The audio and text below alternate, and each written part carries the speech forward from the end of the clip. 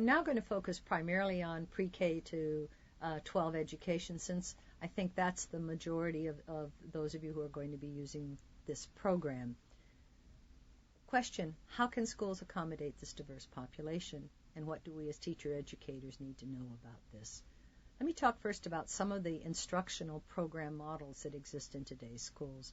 Of course, the one that I think is the most effective and that the research continues to confirm is the most effective is a program of bilingual education, where students spend at least some of their time developing basic literacy, numeracy, and academic concepts in their first language, and then at the same time learn English as a second language and eventually transfer that information to an English medium classroom. Bilingual education is largely of two kinds. It's what's called early exit or transitional, in which students have 3 years of education in their mother tongue at the same time as they have English as a second language and some education in English as well, and usually increasing amounts over the course of those 3 years until they transition into all English medium classrooms. And late exit or maintenance bilingual education, where students have 6 years at least of bilingual education, with the goal in mind of helping students to retain and actually develop their language so that they can actually use it in professional or in academic senses. In some programs, that support for the mother tongue continues all the way through high school, and then we actually are developing students who really come out fully bilingual academically. And that students in these programs learn English as well as their counterparts do, who are studying only through English from first grade. I want to repeat that because I know it's counterintuitive. They learn English in bilingual education programs as well as they do in English-only programs. And we know that they're much more likely to be able to be successful academically if they've had that mother tongue support. Now, for lots of reasons, political, demographic, economic, there are reasons that are given for why people do not provide bilingual education. In my own state of Maryland, that's the case. There are very few bilingual programs. Always, as a part of bilingual education and also as an alternative, there's some program of English as a second language or English to speakers of other languages. These are specially designed programs to assist English language learners in acquiring both social and academic language and literacy. It's difficult to imagine any program for English language learners that doesn't have an ESOL program. In fact, if it does, what we're really saying to these children is, too bad, you're just going to have to learn. Even though you don't speak our language, we're just going to dump you into a classroom and you're going to sink or swim. Increasingly, schools that offer ESOL and actually even bilingual programs also offer some kind of content-based language instruction. In these programs, language teachers take as their basic content the themes and the concepts out of the math classroom, the science classroom, the social studies classroom, and they focus on the language and the academic skills that are required for students to be able to function in the math, science, or social studies classrooms. They're teaching the language, but they're teaching the language as it relates to those academic disciplines. In addition, many programs also offer some kind of sheltered instruction. In this particular case, the person doing the adapting is the content area teacher, the math teacher or the elementary school teacher, who finds ways of adapting instruction in order to accommodate a wide range of students of different levels of English language proficiency, different amounts of prior background knowledge, and different classroom expectations. And I'll be talking about the kinds of strategies that teachers use in just a minute. Originally, sheltered classes were only for English language learners, and so schools set up programs with ESOL and sheltered instruction. Today, increasingly, sheltered instruction has a mix of both English speakers and English language learners in the classroom. And why is that? Because, as you'll soon find out, most of the things that we do to accommodate language minority students are simply good teaching, and they're helpful for all students, even those students who already speak English. Another approach that's used in our schools is called thematic instruction, and this can be simply one teacher organizing all instruction around a particular theme in the classroom, and that's often an ESOL teacher, or increasingly in places like middle schools or in elementary schools, all of the, or a good portion of the curriculum is organized around a theme. So, for example, in a middle school, it may be that the team, because a lot of middle schools are organized into teams, that the team of the social studies and the science and the ESOL teacher sit down and agree that the theme for the next 3 weeks is going to be, or for 4 weeks, is going to be on change. And the science teacher might be talking about metamorphosis or changing liquids to gases or vice versa. The history teacher might be talking about political changes, for example, the birth of a democracy. And the ESOL teacher is going to be talking about change and probably going to be teaching the future tense, but using the kinds of themes that come out of the science classroom and the history classroom, and probably also adding some literary texts that deal with change as well. So for a very young child, it might be something like a Very Hungry Caterpillar, which in fact talks about metamorphosis. This kind of coordinated thematic instruction makes it much easier for ESOL students or English language learners to be able to function with their peers at grade level. The amount of vocabulary required is smaller, and it's also more likely to be repeated. So if, for example, we know we're talking about change, we know we're talking about time, we know we're talking about future and past, those are things that are going to keep coming up, whether it's in the history classroom or the science classroom or the ESOL classroom. It also helps to integrate knowledge in a way that, unfortunately, in our upper level grades, we often do not accomplish. In fact, quite to the contrary, as we move away from elementary school, the disciplines become more and more separate, and the ability for students to make connections across those disciplines gets less and less likely to occur. Thematic instruction ensures that there is this kind of integration, this kind of bridging.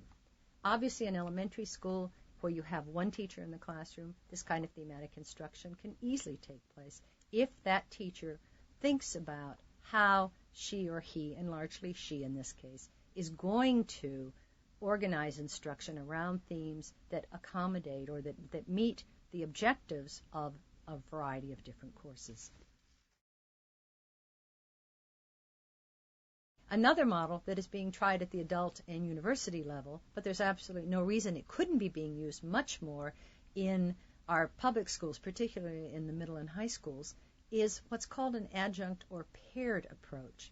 And in this particular case, you have ESOL students who participate in regular classes with their peers, so it might be in history or psychology or whatever the course. It's often at the university a core course or a general education course. And they also get an ESOL course in which they have an opportunity to kind of preview what's going to go on in that class, to review what goes on in that class, to focus on the language requirements. Often the ESOL class focuses on the reading and writing demands, and there's an agreement made between the two teachers that the content area teacher and the history teacher or the psychology teacher will grade students on the basis of their conceptual development, and the ESOL teacher will grade the students on the basis of their language and literacy development. A very exciting model, which unfortunately is being used very badly in some parts of the country, is what's called team teaching, or in some cases it's called inclusion. And why I say that it's very exciting is when it's done well, it's very effective.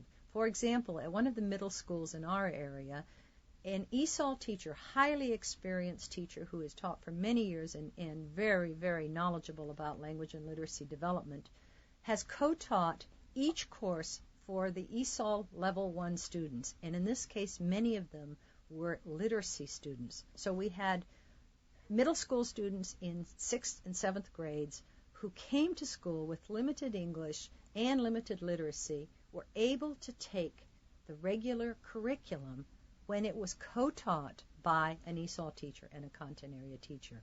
Needless to say, in this kind of a model, both learn from each other. The ESOL teacher becomes much more aware of the real language and conceptual demands of those academic disciplines, and the other teachers in those classrooms learns from watching that ESOL teacher and from working collaboratively on curriculum and lesson planning how to be able to make this information and this knowledge available to these students. I know that there's often a concern that waters down the curriculum. I think if most of us go through and look at what we really want students to learn, not what we want them to memorize and forget the next day after they finish their tests. We can find that there are some core concepts in every one of the disciplines that we can unearth those under all the details. I'm reminded here of a faculty member on our campus we're a science and technology university, and one of our biology teachers told me that when she was in college, the biology text looked like exactly what's being used today for freshmen in high school. Now, maybe there's a rationale for that, but I often wonder how much of that 500-page textbook students are really expected to understand and remember before they leave high school. Let me say that even in a team teaching or inclusion approach, there is a need for an ESOL class, and that's where sometimes people are really misunderstanding the model. They're assuming that if you have an ESOL and a classroom teacher co-teaching, the children don't need any special time together. The English language learners don't need any special time together to really focus on language development. Well, let me just ask you, if you were going to school in France or in Spain and you had somebody who was co-teaching in English with you, but you had no time at all to have any focused attention to Spanish grammar or to questions you had about vocabulary, how would you feel? We all need that little bit of time, whether it's an hour or a day, in which we have an opportunity to really focus on language. And let me remind all of us that in the United States, we take 12 years of English, and it's our mother tongue for many of us. So if it takes 12 years to develop that kind of competence, clearly it takes second language learners a number of years to be able to function appropriately and effectively in a language that's at least a second, if not an additional language. Another program that's quite common is what's called a newcomer program, and these are usually either separate schools or separate schools within schools in which newcomers to the U.S., particularly in secondary schools, have an opportunity to really understand how American education works. They have some orientation to the U.S. and understanding of the kinds of resources that are available. It's an opportunity for them to really become comfortable and to focus on English language and literacy. Obviously, in these programs, there is sheltered instruction, there is content-based language, there are a number of approaches that I've talked about previously. But the concept of the newcomer school is let's provide these students with kind of a sheltered place where they can become comfortable before they get taken either to the larger school or to another school.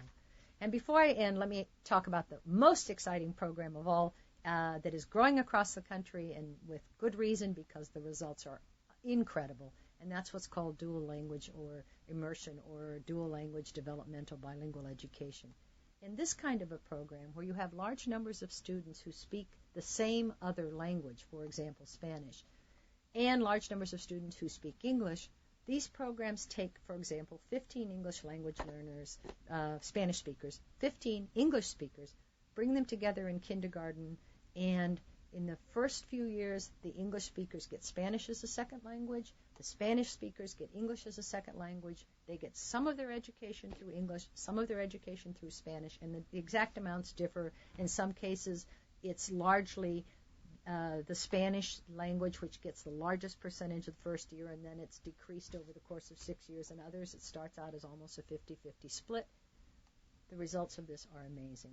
The students who are in these programs for 6 years perform at or above grade level in both languages. That means they can compete with students who have had all their education through English, as well as those students who might have had their education through Spanish. Moreover, and what's much more exciting even than that, is that these students are incredibly understanding about cultural diversity. They're not only tolerant, but they're accepting of cultural differences, and they often see beneath those differences to some of the commonalities that we all have. You find little kids who in first grade think that somebody speaks funny, by the third grade understanding that they just speak a different language, and of course as they're also learning that language, they grow to admire their peers who speak the language that they're having to learn, because these kids are models for them.